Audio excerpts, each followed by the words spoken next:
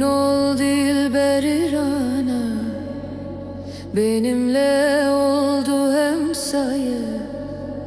Ki yüzü güneşe benzer, latif kaşlarıdır ayı.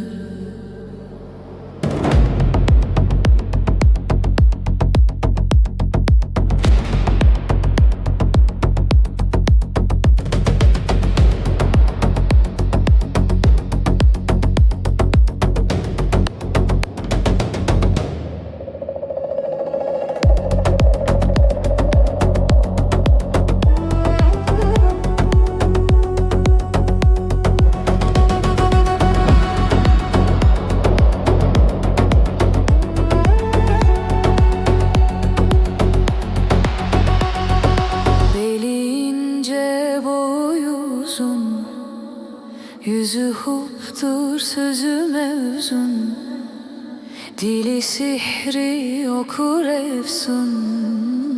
Gönlümü verdi yamaya, benim gönlüm alan dilber.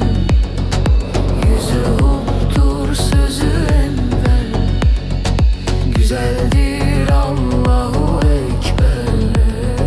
Ne güzel beslemiş daye.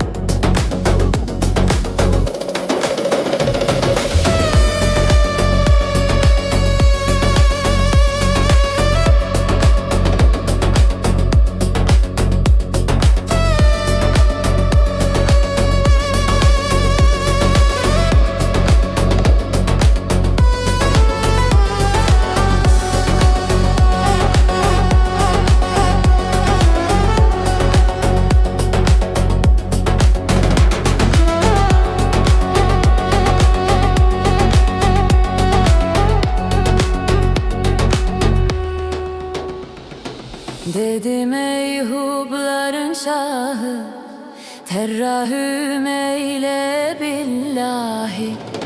Gönül ikliminin mahı, bugünü salma ferdaya.